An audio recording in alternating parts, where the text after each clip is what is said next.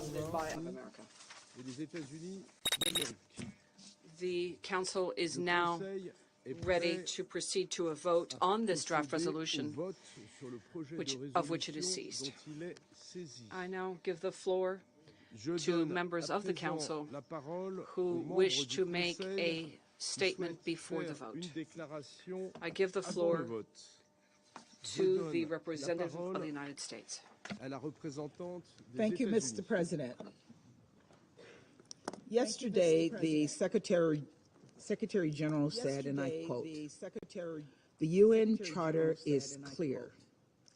Any annexation of a state or territory by another state resulting from the threat or use of force is a violation of the principles of the UN Charter and international law," unquote. That very violation is what we are confronted with today. The United States has proposed a resolution with Albania to condemn the illegal so-called referenda held in Ukrainian territory. The resolution is straightforward. It condemns these illegal referenda. It calls on all states to not recognize any altered state of Ukraine, and it requires that Russia withdraw its troops from Ukraine immediately. We have heard from many of you over the course of the past few days that you felt the process was rushed. Let me be clear. What was rushed was the Russian illegal act to annex Ukrainian territory. As a council, we had to respond. Colleagues, this is exactly what the Security Council was made to do. Defend sovereignty, protect territorial integrity, promote peace and security. The United Nations was built on an idea that never again would one country be allowed to take another's territory by force. That path, we agreed, leads to history's most horrific outcomes. Russia's attempted annexations are, without a shadow of doubt, exactly that. We're talking about a UN member state, a Security Council member, attempting to annex part of another through force. The outcomes of these sham referenda were predetermined in Moscow, and everybody knows it. They were held behind the barrel of Russian guns. Time and time again, we have seen the Ukrainian people fight for their country and their democracy. The Ukrainian civilian who removed a Russian landmine with his bare hands. The Ukrainians abroad who returned to fight for their country. The soldiers sacrificing their lives to stop Russian advances. Putin miscalculated the resolve of the Ukrainians. The Ukrainian people have demonstrated loud and clear they will never accept being subjugated to Russian rule. And so the United States will never recognize any territory Russia attempts to seize or allegedly annex as anything other than part of Ukraine. Secretary General Guterres has said the same. He said yesterday again, and I quote, "Any decision to proceed with the annexation of Donetsk, Luhansk, Kherson, and Zaporizhia, regions of Ukraine, would have no legal value and deserves to be condemned." Let me repeat that. Deserves to be condemned. The Secretary General then said it went against, and I quote again, "the purposes and principles of United Nations." It is a dangerous escalation. In his words, it has no place in the modern world. It has no place in the modern world. Colleagues, we all have an interest in defending the sacred principles of sovereignty and territorial integrity, in defending peace in our modern world. All of us understand the implications for our own borders, our own economies, and our own countries if these principles are tossed aside. This is also bigger than any one nation, large or small. It's about our collective security, our collective responsibility to maintain international peace and security, not just for ourselves, but for the world. This is what this body is here to do. We are the first line of defense for the UN Charter, and we must demonstrate that we take that defense seriously. We must show that the Council can work despite the actions of one permanent member. This is not a moment to stand on the sidelines. This is a moment to stand up for the UN Charter, for its values, for its principles, and for its purposes. And if Russia chooses to shield itself from accountability, then we will take further steps in the General Assembly to send an unmistakable message to Moscow that the world is still on the side of defending sovereignty and protecting territorial integrity. Earlier today, we saw Putin celebrate this clear violation of international law. He threw a party on Red Square to pat himself on the back for these illegal referenda. He's gloating and reminiscing about the Soviet Empire and stated that this was just the beginning. As we all sit in this chamber and solemnly consider this resolution, Putin is instead boastfully shoving our shared values in our faces. It's time we stand up to defend our collective beliefs together. In defense of these principles that we hold dear, the United States is putting forward this resolution with Albania. In defense of all countries to have the right to be safe from invasion and annexation, we are voting yes. And in defense of the world's collective peace and security, we urge you to vote yes too. Let us show Putin the resolve of this Council. Thank you, Mr. President. Merci. I thank the representative of the United States for her statement, and I now give the floor to the representative of the United Kingdom. President. Colleagues, Russia's annexations further jeopardize the prospects for peace, and they fundamentally undermine the purposes and the principles of the United Nations. The area Russia is claiming to annex is more than 90,000 square kilometers. This is the largest forcible annexation of territory since the Second World War. There is no middle ground on this.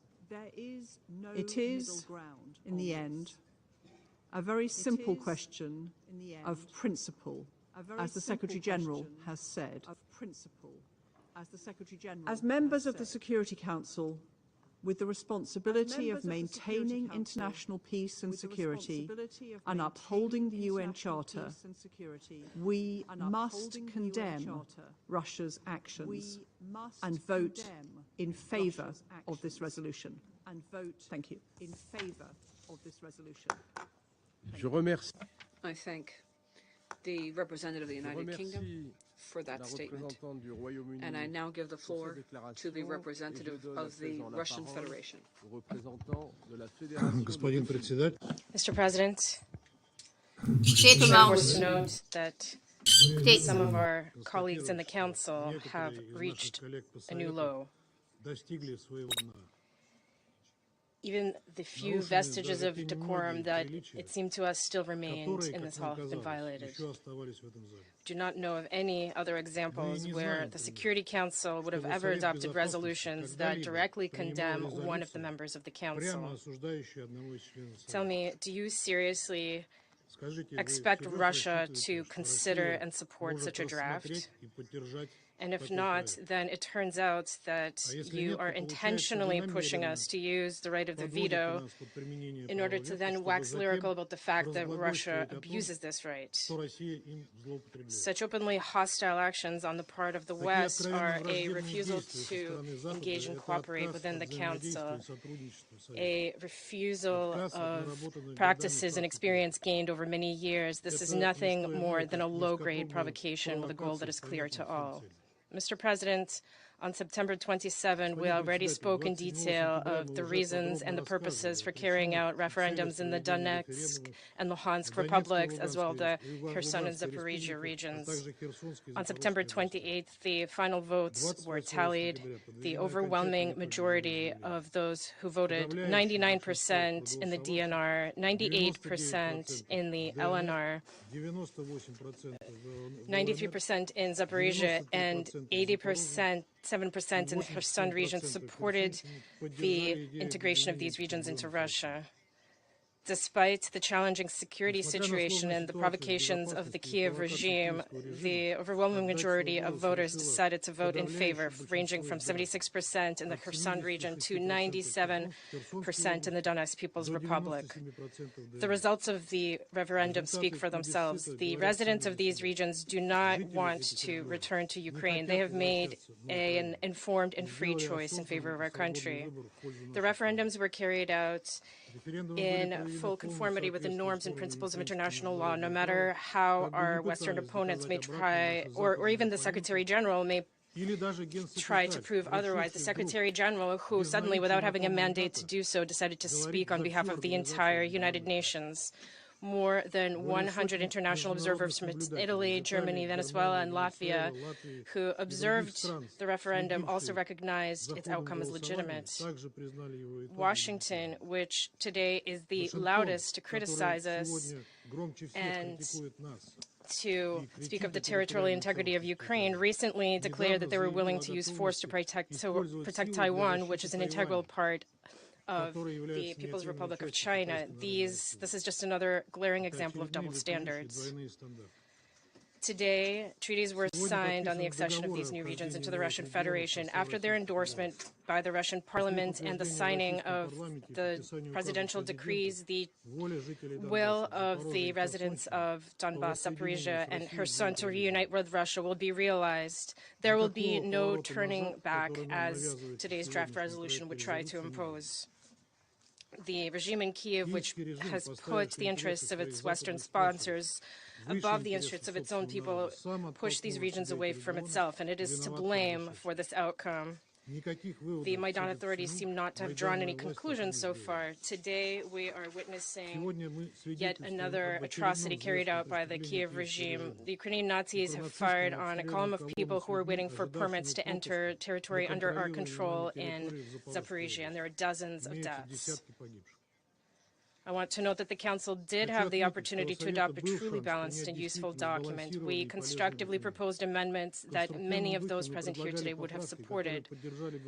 Amendments on the fact that it is necessary to respect both the territorial integrity of all member states and the principle of the self-determination of peoples in accordance with the Charter and the Declaration on the Principles of International Law of 1970. About the fact that pursuant to OSCE documents, which all Western states signed, by the way, the security of states is indivisible, and no one must strengthen their own security at the expense of the security of others. We propose noting the objective fact that members of the Council have different assessments of the outcome of the referendums. And who can argue with the fact that the free expressions of the will of the people is an essential element of a democratic society? Perhaps those for whom, in the case of Kosovo, no referendum was necessary. Finally, we proposed reflecting the Council's call to all parties to intensify the search for a diplomatic solution to the conflict. Shouldn't this be the goal of our joint efforts? It seems that our former Western partners have once again demonstrated that, in reality, they do not want peace in Ukraine. They dream of Russia's defeat, and in light of the rabid animosity of the West, puts other goals before us. The logic of the authors of this document becomes clear if we look at the non-transparent method that they have chosen to negotiate it through bilateral consultations when certain members of the Council were unable to see what other members, what their colleagues were thinking and proposing. We are all well aware of the goal of this draft and its fate. Its authors are prepared to devalue the efforts of the Council as the principal organ for the maintenance of peace and security and brazenly use this forum as a dress rehearsal before their main performance in the General Assembly. There, the West is going to use their familiar scheme to mobilize resources, exert pressure, and twist the arms of all member states that they can reach. Some will falter, but we hope that many will be able to withstand this pressure. Those who are prepared to hold and protect their own opinion, those who are prepared to pursue an independent policy and uphold the principle of the sovereign equality of states in actions, those who oppose the hegemony of one state and its satellites, who do not see other states as equal partners. We hope that the members of the UN will be able to form their own unbiased view of this emerging situation and make the right choice. Thank you very much for your opinion. Je remercie le représentant. Thank you to the representative of the Russian Federation for that statement. I will now put the draft resolution to the vote. Those in favor of draft resolution S/2022/720, please raise your hand. Lève la main.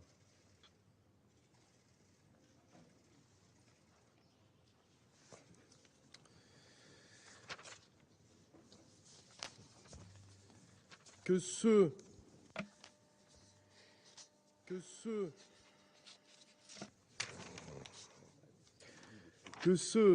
qui sont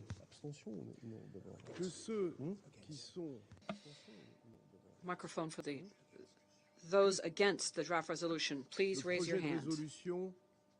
Lève la main. Abstentions, Que please ceux raise your qui hands. s'abstiennent sur ce projet de résolution lèvent la main. Les résultats The results of the vote are as le follows. résultat du vote est le The draft suivant. resolution Le projet de résolution 10 a for, retenu 10 voix 1 pour, against, 1 voix and contre, 4 abstentions. 4 The draft abstentions. resolution Le has projet not de been adopted résolution owing n'est pas to the adopté negative vote par suite du of a vote permanent négatif member of the Council. d'un membre permanent du Conseil. I now give the floor Je donne to maintenant members la of the parole Council who wish aux to membres make du a Conseil statement. qui souhaitent after the faire une vote. déclaration. I now Après give le the vote. floor to Albania. Merci, Je donne la Monsieur le parole à Président. l'Albanie. Thank you, Mr. President. Another dark day for the Security Council, for the United Nations, and for the world. The Security Council was again taken hostage on the same issue and by the same country, and was prevented from acting on one of the most important issues on its agenda. Once more, Russia misused a unique privilege that the UN Charter, the very one that Russia, with its actions, is shreddering to pieces, has granted to permanent members to maintain peace and security and uphold the international law, and not to block the Council when the world needs it. The text proposed today was about the most fundamental issues and principles that bound us together in the United Nations, in the multilateral world, the preservation of territorial integrity, the sovereignty and independence of a UN member state. As it has done since 24th of February, Russia chose to stand in total opposition with international law, with its own commitments, with all the repeated calls from every corner of the world to stop its actions, change course, and work for peace. Today's vote showed once more that Russia is and remains isolated in its actions and with its positions. Today's vote showed that Russia never wanted peace, never wanted dialogue. What it wanted was only a part of the territory of Ukraine, which now claims that it's its own. Will not accept it and will not recognize any of the consequences of the Russia's actions that go to the detriment of Ukraine. Colleagues, what is happening now in Ukraine should be an alarming bell for the entire world. We should not accept illegal annexation of the territory of other countries. We reiterate the call on all states and international organizations not to recognize any acquisition by the Russian Federation of any part of the territory of Ukraine, and to refrain from any action or dealing that might be interpreted as recognizing any such acquisition. We must be united and firmly condemn this unacceptable behavior and stand in defense of and support Ukraine. Because in this way we defend the rules-based international order, international law and the UN Charter. We'll continue our fight in the GA and will call on the General Assembly to defend the UN Charter. And as to the referred Russian mantra, to draw artificial parallels with other situations which have nothing to do with Russia's aggression. We have been clear about it more than once, and we are not going to dignify such claims which are of the same nature as there is no war in Ukraine, we have committed no crimes there, and we do not want its territory. We trust everyone is today more than ever eyes wide open. And I thank you. Je remercie. I thank the representative of Albania for that statement, and I now give the floor to the representative of India. Thank you, Mr. President. India is deeply disturbed by the recent turn of developments in Ukraine. We've always advocated that no solution can ever be arrived at the cost of human lives. We urge that all efforts are made by concerned sides for the immediate cessation of violence and hostilities. Dialogue is the only answer to settling differences and disputes, however daunting that may appear at this moment. The path to peace requires us to keep all channels of diplomacy open. India's Prime Minister has unequivocally conveyed this in his discussions with world leaders, including with the presidents of the Russian Federation and Ukraine. So has our External Affairs Minister in his recent engagements at the General Assembly last week. India's Prime Minister has also emphasized that this cannot be an era of war. We therefore sincerely hope for an early resumption of peace talks to bring about an immediate ceasefire and resolution of the conflict. India's position has been clear and consistent from the very beginning of this conflict. The global order is anchored on the principles of the UN Charter, international law and respect for sovereignty and the territorial integrity of all states. Escalation of rhetoric or tension is in no one's interest. It is important that pathways are found for a return to the negotiating table. Keeping in view the totality of the evolving situation, India decided to abstain on the resolution. Thank you. I thank the representative of India for her statement, and I give the floor to the representative of Norway. President, we voted in favor of this resolution. The Security Council has a responsibility to act to prevent and end acts of aggression, atrocities, and certainly breaches of territorial integrity. We deeply regret that this resolution failed to be adopted due to a single member casting its veto. It is wrong that Russia, an invading force, can also prevent Council action aimed at ending its aggression. Moscow has launched an illegal process of annexation of the Ukrainian regions of Donetsk, Luhansk, Kherson, and Zaporizhzhia. The Secretary General was very clear yesterday, affirming that any annexation of a state's territory by another state resulting from the threat or use of force is a violation of the principles of the UN Charter and international law. We fully concur. Whatever outcome Russia announces in Moscow today is contrary to international law, has no legal effect, and in no way changes Ukraine's sovereignty within its internationally recognized borders. The Russian Federation, one of the 5 permanent members of the Security Council, has a clear responsibility to respect the Charter. Yet, its action related to Ukraine cuts against everything UN membership is supposed to stand for. With these actions, Russia is isolating themselves from the global community, rejecting multilateralism, international law, and the principles and purposes of the UN Charter. They also continue to ignore the global effects they are causing. President, it is unacceptable that the Security Council has again been blocked from taking action on this significant threat to international peace and security. We are, however, assured that the General Assembly now will have the opportunity to take up this grave and important issue, and we urge the speedy production of a special report on this use of the veto. President, the position of Norway is clear. We are fully committed to the sovereignty, unity, independence, and territorial integrity of Ukraine within its internationally recognized borders. Thank you.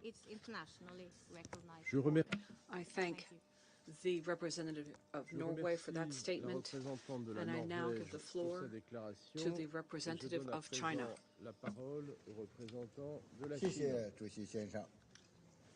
主席先生，中方对刚刚付诸表决的决议草案投了弃权票。我愿就中方的投票立场做如下说明。Sorry, Mr. President, China abstained from voting on the draft resolution just put to vote. I would like to make the following statement in relation to China's vote. Let me start again. Thank you, Mr. President. Mr. President, China abstained from voting on the draft resolution just put to vote. I would like to make the following statement in relation to China's vote. First, China's position on the issue of Ukraine is consistent and clear. The sovereignty and territorial integrity of all countries should be safeguarded. The purposes and principles of the UN Charter should be observed. Legitimate security concerns of all parties should be taken seriously. All efforts conducive to the peaceful resolution of the crisis should be supported. Second, over 7 months into the Ukraine crisis, the crisis and its spillover effects have had a wide range of negative impacts. The prospect of a prolonged and expanded crisis is also worrying. We believe China is deeply concerned about this prospect. We believe that the pressing priority is to make every effort to de-escalate the situation and guide the parties to restart diplomatic negotiations as soon as possible to open the door to a political settlement with legitimate concerns brought into the negotiations and viable options on the table in the effort to achieve an early ceasefire. Third, the Security Council, as the core of the international collective security mechanism, should uphold objectivity and impartiality and give priority to using the good offices and the mediation tools conferred by the UN Charter to play a responsible and constructive role in the political settlement of the Ukraine issue.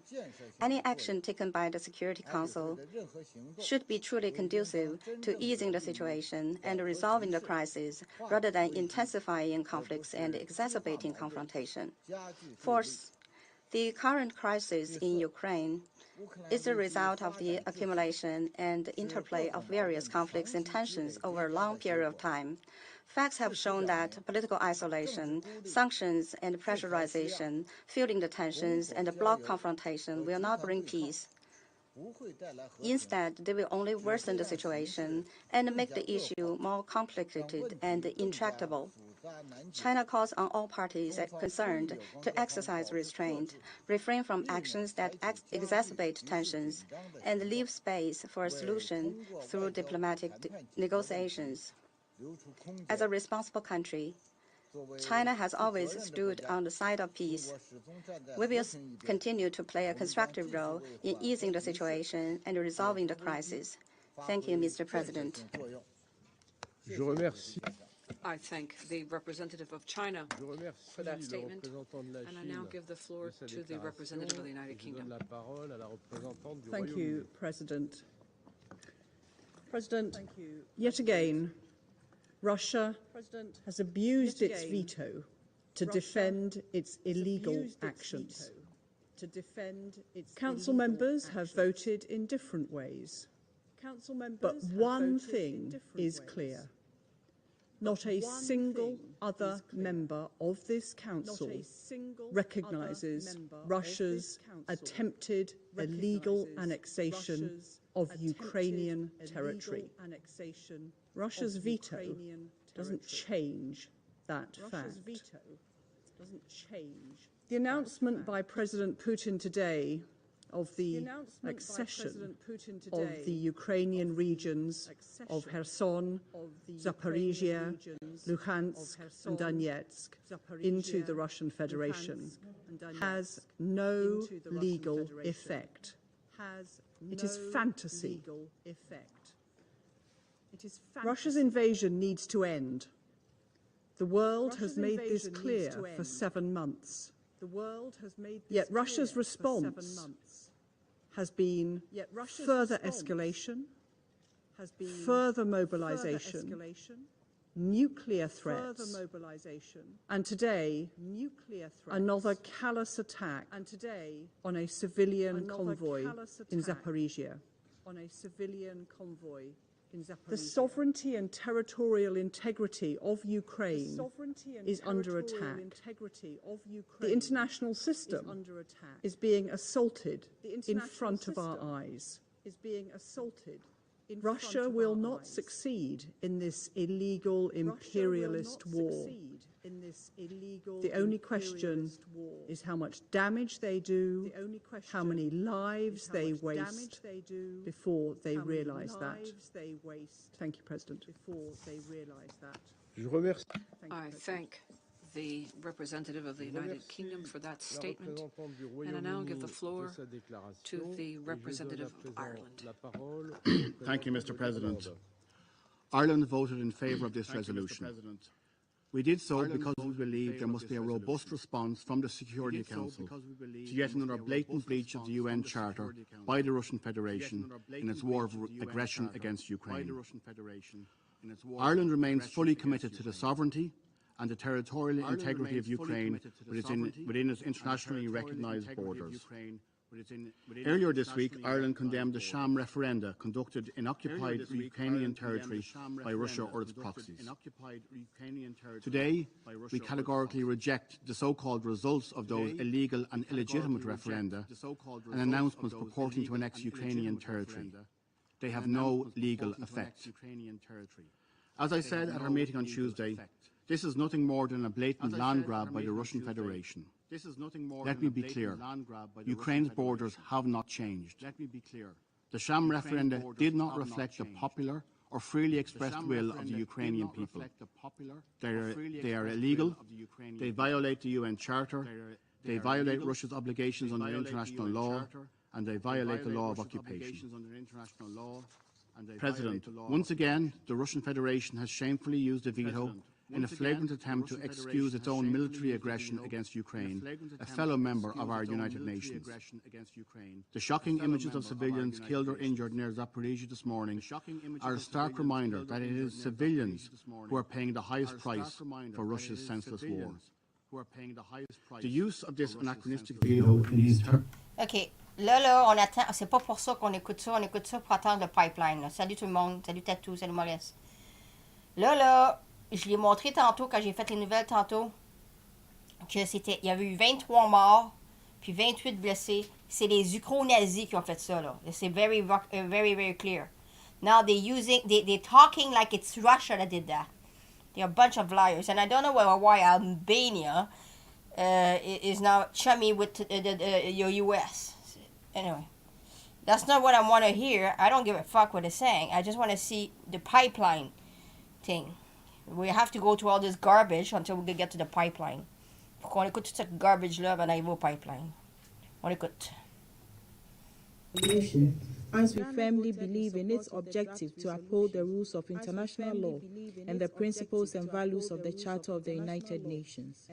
We regret the unsurprising outcome of the vote and the fact that once again the use of the veto by the offending state has stood in the way of the Council's exercise of its mandate to promote and maintain international peace and security.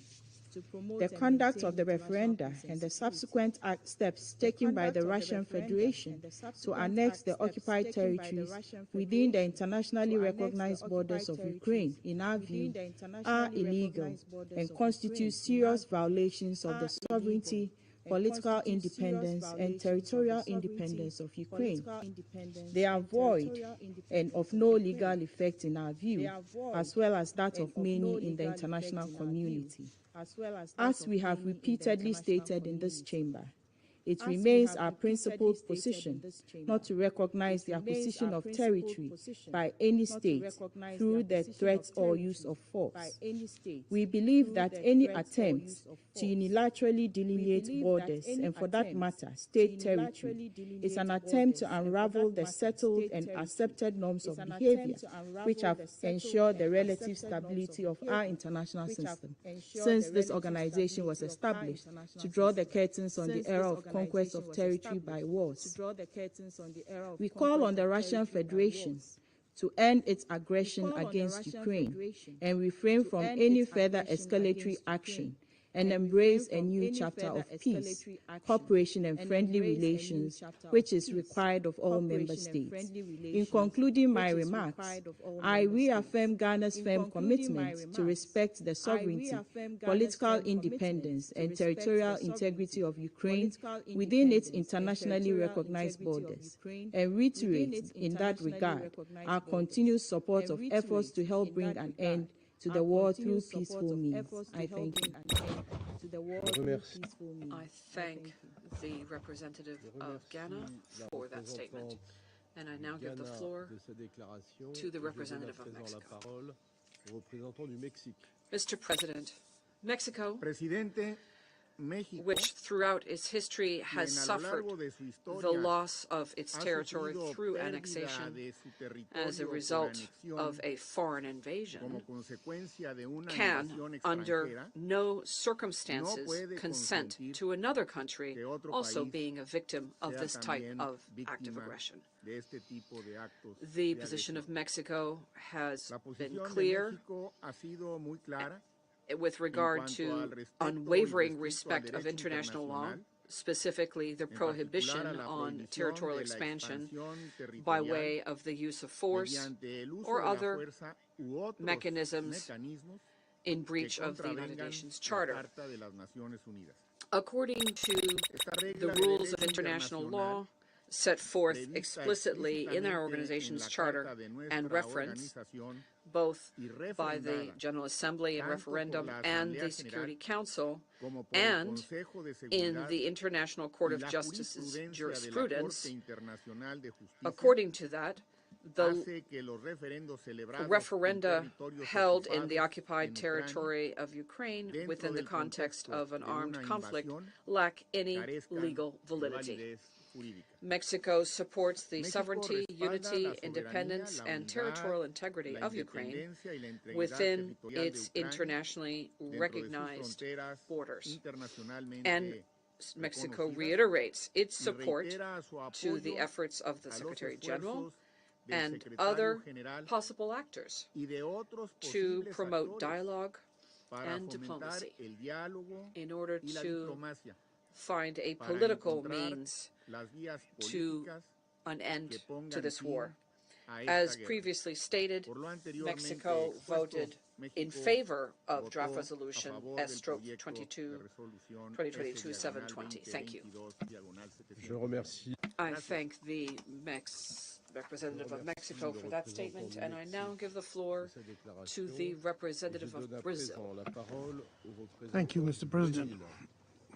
Mr. President, Brazil abstained on the draft proposed by Albania and the United States. Brazil expressed its views on the referenda in Ukraine at the meeting on the 27th. It is unreasonable to assume that populations in areas of conflict are able to freely express their will.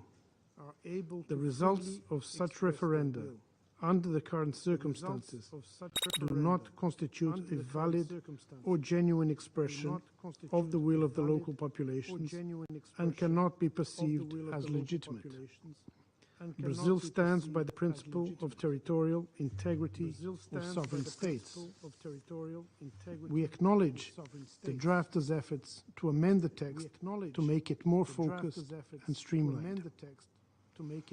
Mr. President, on the resolution itself, we believe that its scope and language do not favor an environment conducive to a solution for the conflict in Ukraine. It is a repetition of the same dynamics of the past months, in which the Council cannot agree on any constructive action concerning the conflict in Ukraine. Besides, the document presented to the Council members does not contribute to the immediate goals of de-escalating tensions, negotiating a ceasefire, and starting peace negotiations. We also have a few observations on the process. To circulate a draft with such short notice for consultations with our capitals did not allow member states to timely express their views and concerns. We missed a valuable opportunity of engaging collectively in a transparent manner, making full use of our consultation spaces in the Security Council. Mr. President, this Council should now explore new courses of action. In the last 7 months, the refusal to consider alternatives did nothing to bring about a political solution to the conflict. On the contrary, it has brought about further escalation and fueled counterproductive narratives in our midst. It is time to do what is expected from us, to find solutions based on straightforward dialogue and constructive diplomacy, with a willingness to fully addressing the concerns of all parties. I thank you. Je remercie. I thank the representative of Brazil for that statement. And I now give the floor to the representative of Kenya. Thank you, Mr. President. Since the start of the war in Ukraine, Kenya has consistently called for cessation of hostilities to allow for dialogue leading to a stable European security order. Whether this is established now or following a protracted war that can escalate to an extreme danger to international peace and security, a negotiation is inevitable. It is critical to the world, and especially developing countries suffering from increased food insecurity and damaging economic turmoil, that it be undertaken now in a way that addresses the security concerns of all parties. This resolution, whether here in the Council or in the General Assembly, will not solve this crisis. Our affirmative vote is based on Kenya's principled defense of the United Nations Charter, and in particular its protection of the principle of sovereignty and territorial integrity of all member states. Our affirmative vote today is necessary on principle, but insufficient in practically ensuring that the Security Council carries out its mandate. We urge all members to do more to find a path to dialogue and diplomacy, rather than turn the Council into an arena for the continuation of conflict by diplomatic means, rather than its resolution. Mr. President, with this vote, Kenya reaffirms its recognition of Ukraine's sovereignty, territorial integrity within its internationally recognized borders. I thank you. I thank the representative of Kenya for the statement. And I now give the floor to the representative of the United Arab Emirates. Thank you, Mr. President. The referenda held over the last week amidst the ongoing armed conflict and the announcement made earlier today regarding the incorporation of 4 regions into the Russian Federation are serious developments in this conflict. They make finding a peaceful resolution more difficult, and they implicate the territorial integrity, sovereignty, and independence of a UN member state. These are core principles of the United Nations Charter, central to the peaceful, cooperative, and productive relations between states, and essential for the security and stability of all. These principles protect all states, large and small, powerful and weak, and this has informed our vote today. The principle of self-determination is also a fundamental principle enshrined in the Charter we all ratified. But any tensions between this principle and the principles of territorial integrity, sovereignty and independence need not amount to a zero-sum game. The developments of the last days warrant a clear statement from the Council, underlining the importance of the fundamental principles of the Charter. We have voted in favour of the resolution for that reason, although we would have also liked more time to engage in further edits to the text and on the substance.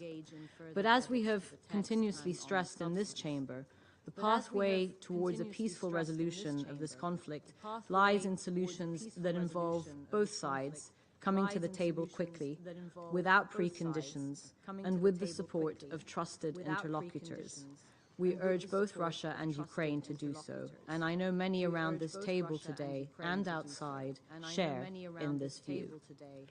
This war has gone on too long and destroyed too many lives. Resolving this conflict is important not only for Ukraine and Russia and both their peoples, but also for global peace and security.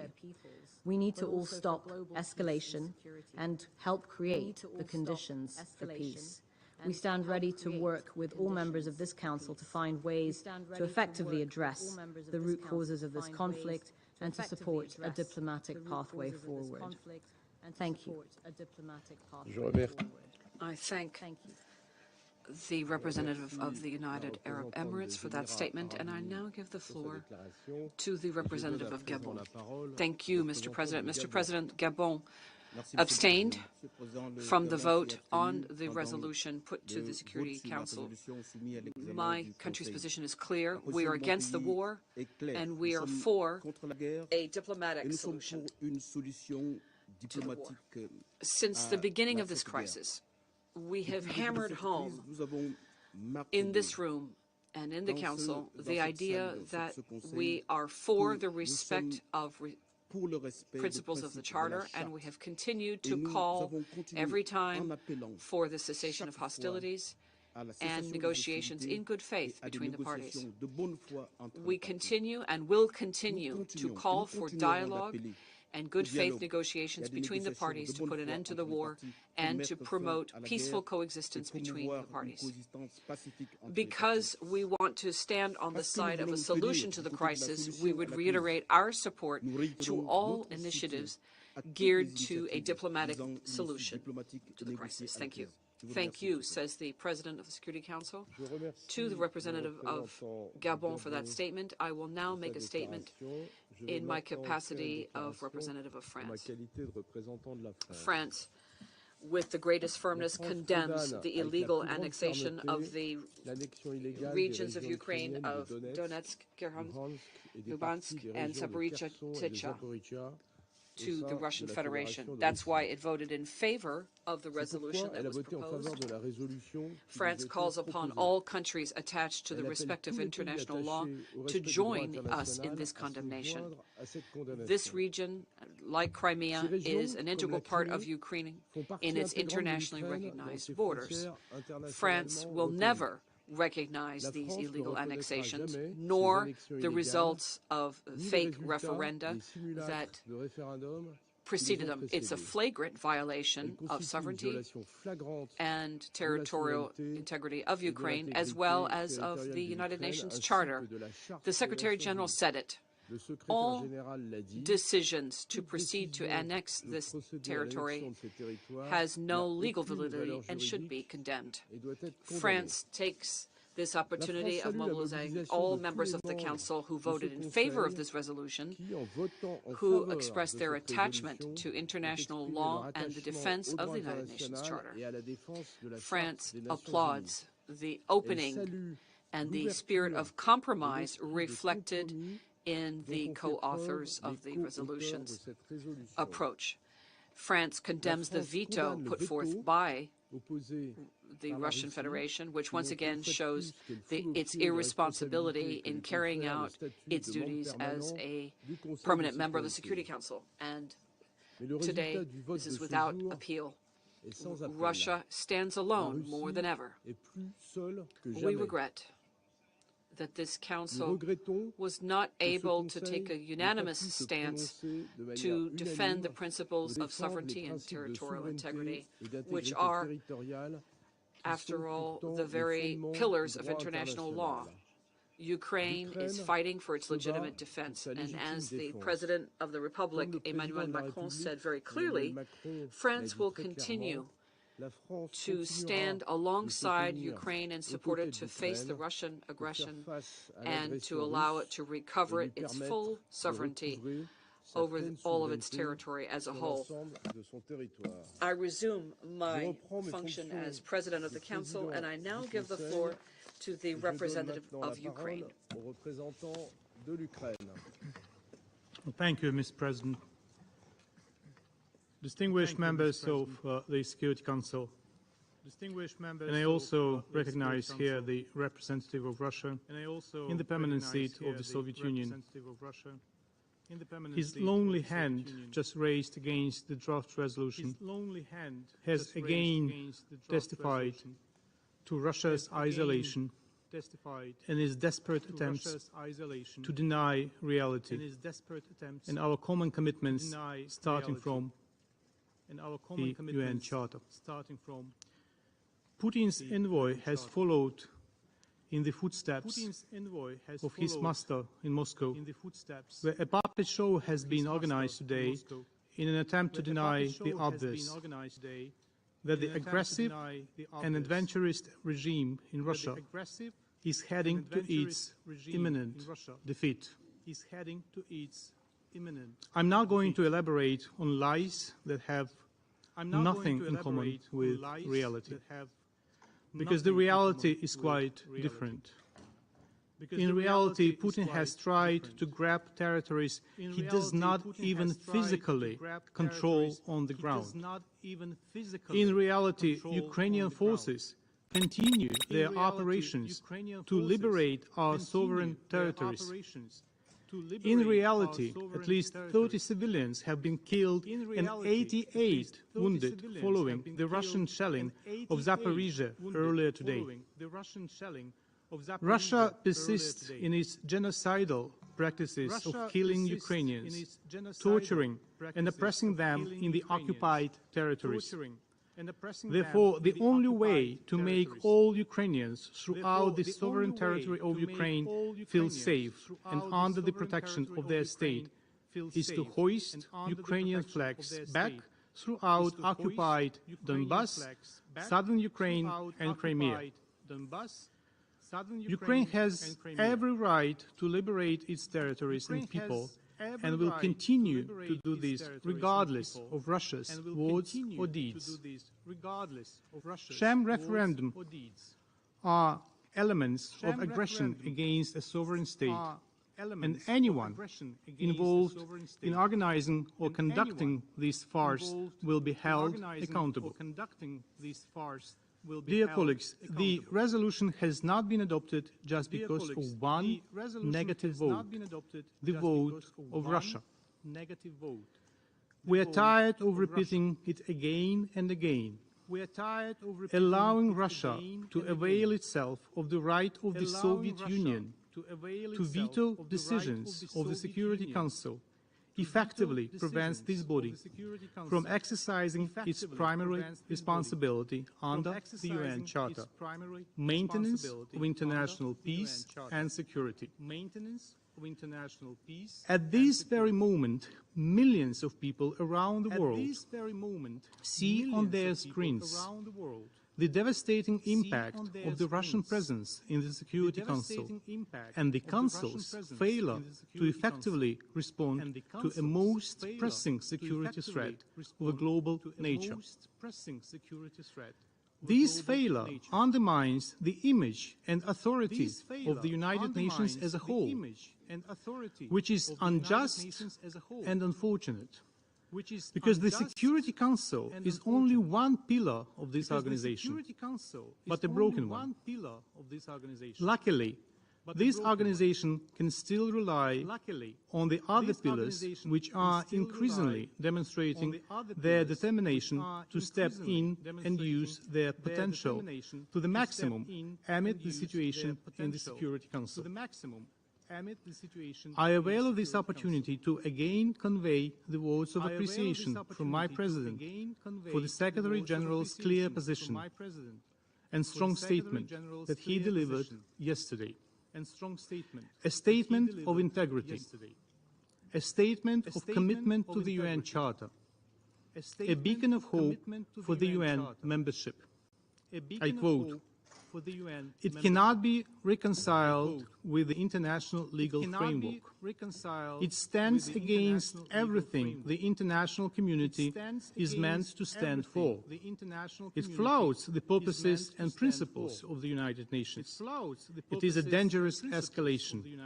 It has no place in the modern world. It must not be accepted," said the Secretary-General. End of quote. But let me pose a question here, dear colleagues. What if the Secretary-General was not a person of the highest moral standards and was not so dedicated in the cause of defending the Charter? This question is not a rhetorical one. We have seen Secretary-Generals of different calibers and backgrounds. We all remember Dag Hammarskjöld, who defended the UN purposes and principles and was never intimidated by Moscow, by Moscow's direct threats to him. Yet, there were Secretary-Generals who hesitated too long to act to prevent major crises. Today, many of us called upon the Russian ambassador to respect the UN Charter. But let me ask again, why should the Russian Federation respect the Charter that was not followed when letting it occupy the permanent seat of the Soviet Union?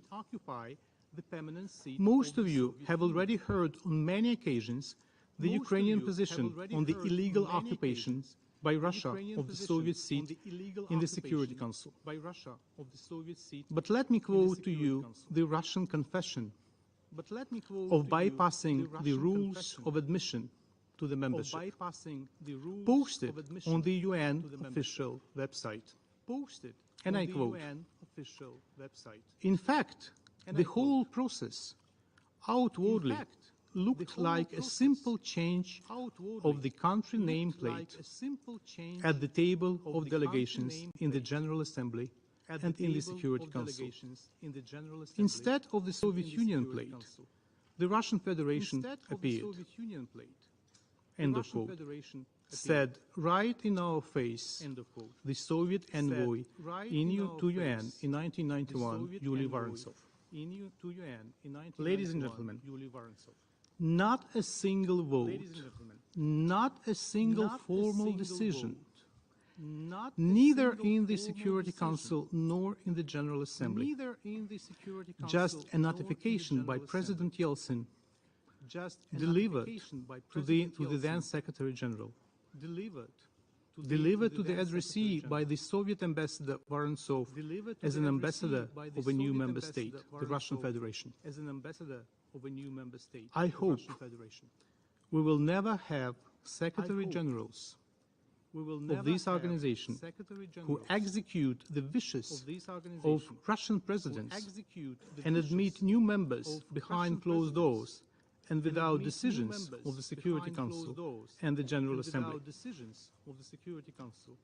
What is next, you may ask?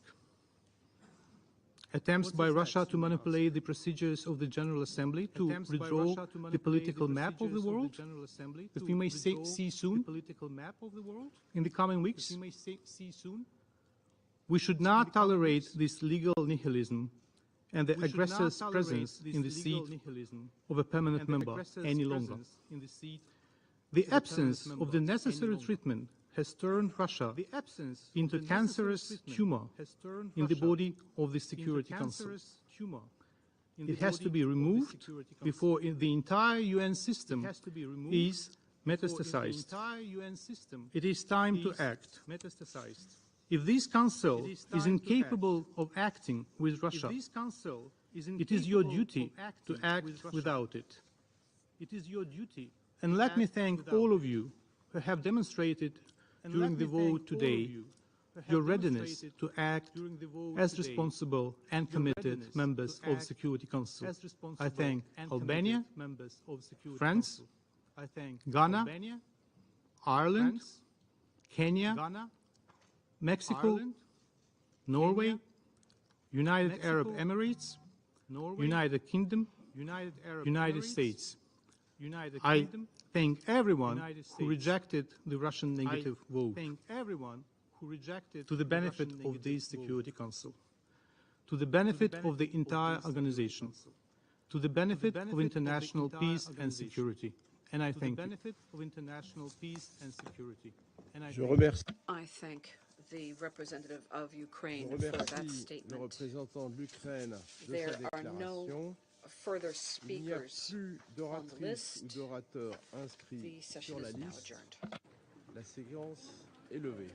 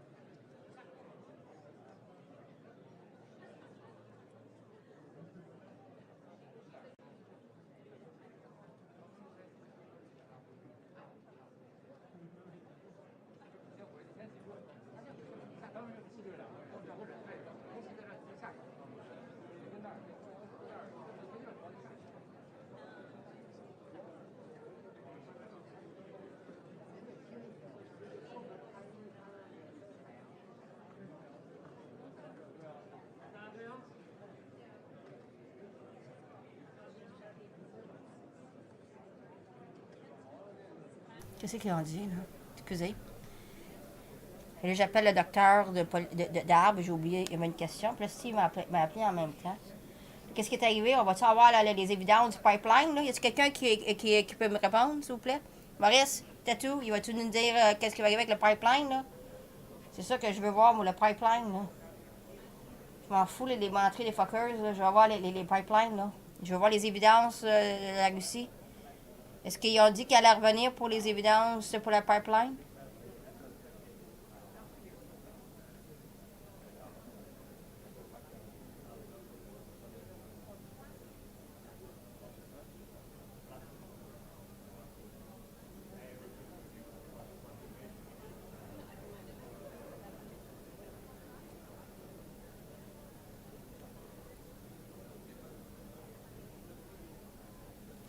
People?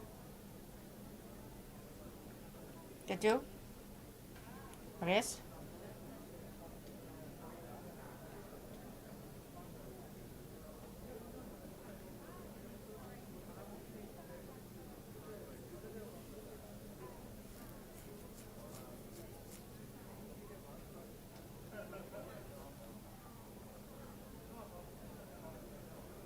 On va attendre. Il est où le Vassili là? Je vois pas. Qu'il y a du monde qui va parler. Là. Allô, quelqu'un va me répondre? Hello?